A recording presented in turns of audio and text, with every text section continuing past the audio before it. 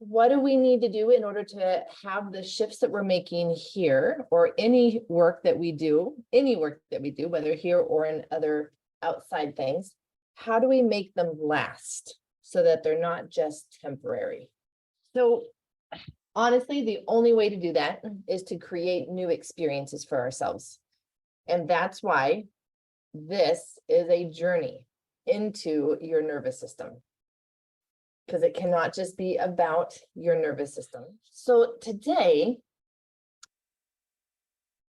how many of you have ever seen, whether in your own yard, you're a gardener, or maybe you're out on a walk somewhere where it's windy, but you've seen a tree that is bent over, it grew sideways to some degree? Great, yeah, most of us have seen that. So bring that visual to mind. Now, if you wanted to help that tree grow straight up into the sky now, what would you do? How would you help this tree grow in a different direction? In the direction that it will be at its best, that it'll be at its healthiest, that it will be who it was really meant to be, a tree growing up, not a tree growing sideways. Well, if it's a young tree, what if you were to go over to that tree and say, no, you're doing it all wrong. You need to grow up, and to help you, I'm going to just take your trunk and bend you right now so that you're pointing up. What would happen? You would break it. It would snap. It's too much too fast. Rather, what we do is that we come alongside it, and wherever it is right now, however it's growing right now, we bring in support so that as it grows, it now is pointing in a new direction as it is growing. And we need to come out every single day and adjust the support, because as it grows, it's going to need different support. It's going to need higher support on this side and a little less support on this side. It's a daily micro adjustment of what it needs to be steering it towards the direction that it was meant to be. Hina, what changes have you noticed? Hello, Dr. Aimie, and hello, everyone. As soon as you start talking, my body just, it feels, it's heard, it's seen, and that's why many of you have witnessed me getting emotional. I mean, now as well. And yes, I've released a lot of grief outside of this class as well, and it has been very interesting that I feel like I'm in it, and it's going to last forever, but it just vanishes within a few minutes, and next minute I just feel a totally opposite feeling of joy. Like now as well, you can see, like 1 minute I am emotional and the next minute I'm smiling. And yeah, it's been a very, very interesting journey. Thank you very much. Another small thing I would like to share is the word joy used to bring tears to my eyes, but now I have discovered my joyful part, and it brings smile and tears. I'm really grateful.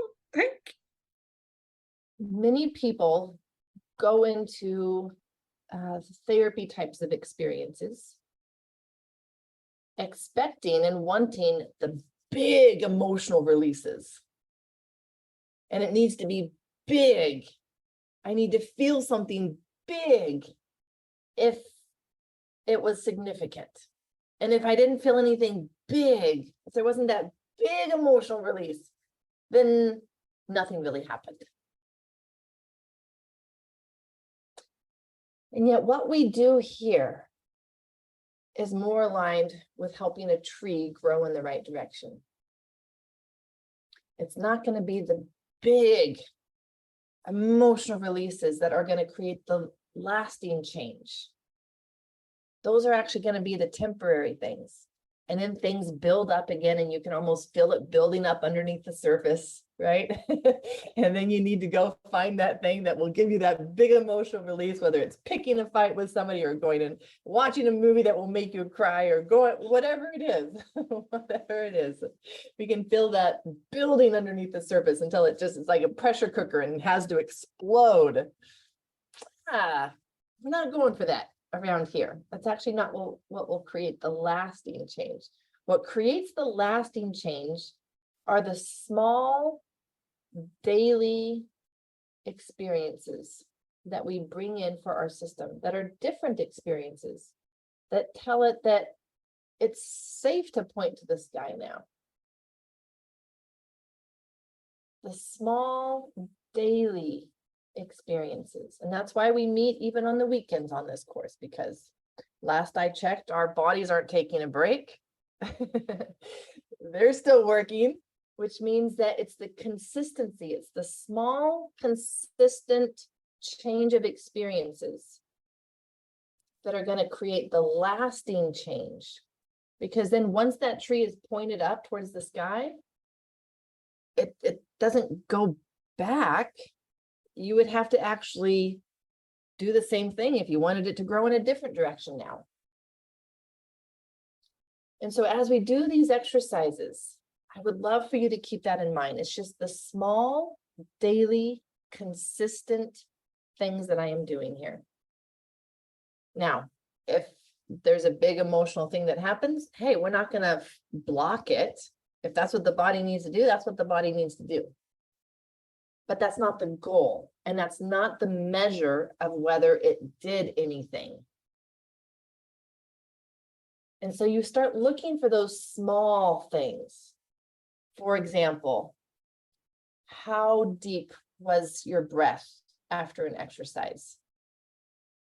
Did that change today from yesterday? How quickly did that yawn come?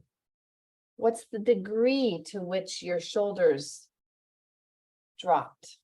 What's the degree to which your thoughts slowed down or that you felt grounded?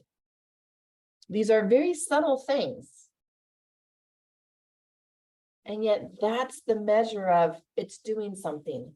There was a small growth today. There was a small change. My system is moving in a different direction. The small, subtle things, not the big emotional releases. We can actually become addicted to those big emotional releases. It's one of the things that Dr. Peter Levine has actually talked with me about in one of his interviews with me. We can become addicted to need to seek out the big emotional releases and find the small, consistent changes boring sometimes if we're used to only the big stuff. So start looking for the small stuff. Start celebrating the small stuff. And know that what you're doing here with small bite-sized pieces, right? Small bite-sized pieces. We're only doing one new exercise a day. Small bite-sized pieces, but every single day, that consistency is what's going to get your tree growing in the direction that it was meant to grow.